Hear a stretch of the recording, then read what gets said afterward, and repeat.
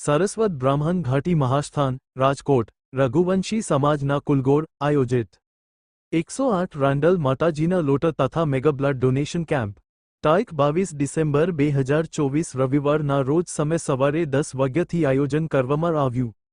Mode વણિક વિદ્યાર્થી ભવન Malaviya petrol પંપની same Rajkot ખાતે આકાશ આયોજન કરવામાં આવ્યું, જેના શુભેચ્છકો શ્રી ઉમૈયા પેડિયાટ્રિક પરિવાર ચેરિટેબલ ટ્રસ્ટ રાજકોટ, શ્રી રામનાથ મહાદેવ મંડળ રાજકોટ તથા કામનાથ મહાદેવ મંદિર રાજકોટ આ મહા રક્તદાન કેમ્પમાં 150થી વધુ રક્તની બોટલ અક્તિ કરવામાં આવી।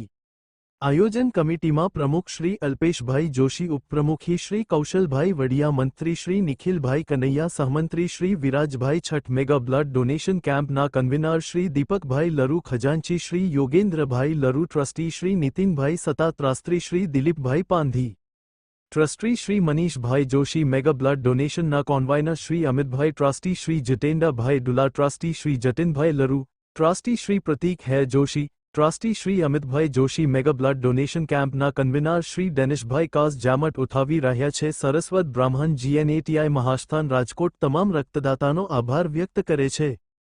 હર્ષવર્ધન પંડ્યા, સ્વસ્તિક સ્કૂલ ઓફ સાયન્સની અંદર હું જોબ કરું છું।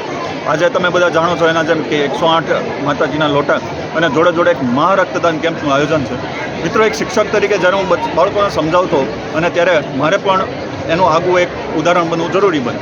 આથી મેં તો બ્લડ દાન કર્યું છે, આ ઉપરાંત મારા શિક્ષક મિત્રોને પણ મેં આહ્વાન કર્યું અને મારા સાહેબ શ્રી જીતેશ સર, અલ્પેશ સર, આમના દ્વારા પણ ઘણું બધું અમને એક ઇન્સ્પિરેશન આપવામાં આવી એવું કહું તો ચાલે। મિત્રો, રક્તદાન ખૂબ જરૂરી છે। તમે જાણતા હશો કે થેલેસેમિયા મેજરવાળા બાળકો છે જેને સમય ઉપર જેને રક્તની જરૂર પડતી હોય છે। આ ઉપરાંત ઘણા બધા અકસ્માતના કેસો જોઈએ છે આપણે। આ ઉપરાંત ઘણી બધી એવી કેલેમિટીઝ છે જેની અંદર રક્તની ખૂબ જરૂર પડે। સર, આ બે જ વસ્તુ એવી છે, હમણાં જ મેં એક સ્ટેટમેન્ટ વાંચ્યું અને મને ખૂબ ગમ્યું કે આ વિશ્વની અંદર બે જ વ્યક્તિઓ જન્મદાતા બની શકે, એક છે મા અને બીજો છે રક્તદાતા। અને આ વસ્તુ કદાચ મને સાર્થક લાગે, એક રક્તદાન દ્વારા તમે 3 લોકોના જીવન બચાવી શકો છો। અને એટલા માટે હું તમને ફરીવાર વિનંતી કરું છું, પ્લીઝ રક્તદાન કરો, કોઈનું જીવન બચાવો। ભગવાને આ આટલી સુંદર મજાની જીવન આપ્યું છે, એને સાર્થક કરવામાં ક્યાંક આપણે નાનકડો એવો અંશ બનીને ફાળો આપીએ। Thank you everyone.